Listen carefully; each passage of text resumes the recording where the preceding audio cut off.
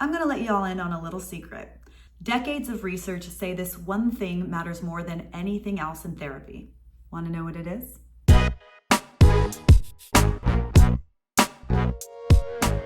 Dear future therapists, I'm Gabriella and welcome to my YouTube channel. As you know, I'm a full-time grad student in my fourth quarter, getting my master's in clinical mental health counseling. And can I just be honest for a minute? I thought I had to master at least 2 or 3 modalities before I could start actually practicing therapy. And that was a lot of pressure. But as it turns out, the single most important thing in therapy isn't the perfect modality. It's something way simpler. So back in the 1970s and 80s, clinical psychologist Michael Lambert reviewed numerous psychological studies and discovered something pretty wild. All of these therapeutic modalities, they worked about the same.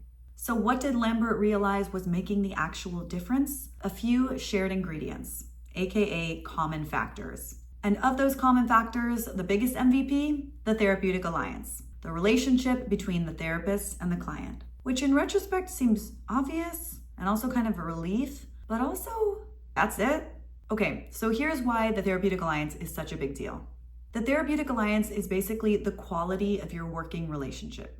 Are you a team? Is there trust? Can your client be real with you?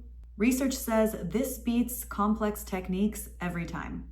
It's like cooking. You can have those overpriced Whole Foods ingredients, but if your base is off, your dish won't deliver. So the good news is we can stop sweating to find the perfect one-size-fits-most therapy method. If we nail the relationship, we're already ahead of the game. So how do we build an amazing therapeutic alliance with our clients? It's definitely something I'm still learning, but so far, a lot of things that already come naturally to me in my personal relationships can definitely translate over into the Therapeutic Alliance. And no, I'm not saying that all of my personal relationships are perfect and amazing and wonderful all of the time.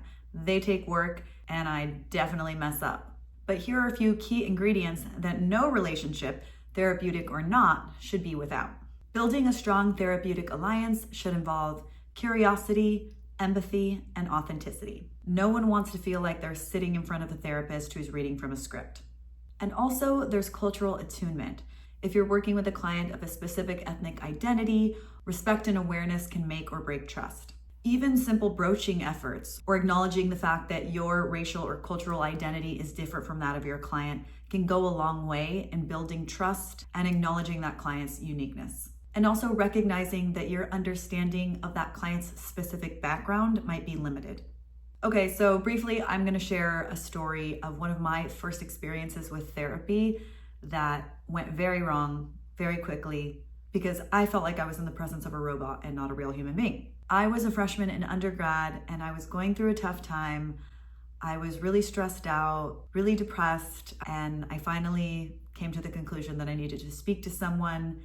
And for me to get to that point, things had gotten really bad. So I went ahead and contacted a university counselor and I made myself an appointment. I was really nervous. I was a little embarrassed that I was seeking help to begin with. I didn't know how comfortable I was gonna be sharing openly with this person, but I showed up and I was willing to give it a try. I had no idea that the first session with a therapist involves an intake. I just thought I would get in the room, sit in front of her, and I'd start spilling the tea on my college woes. I sat down in front of this counselor, and from what I remember, she had a literal checklist in front of her, which was an intake form, and she just asked me questions off the checklist, barely looking up to make eye contact with me.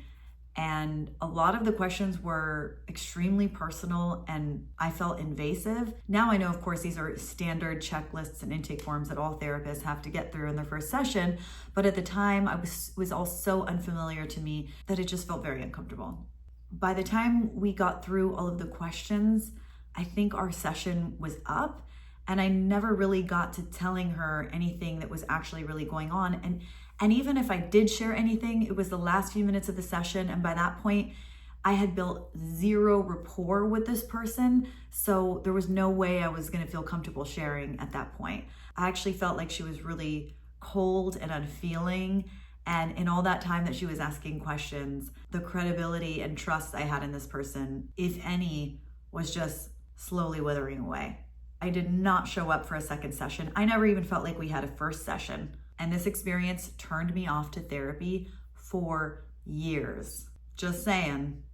Building that rapport and relationship at the outset can really make the difference for your client. And apparently, as we know now, it's the number one most important thing you can do for your client. Build rapport, build a relationship, build trust.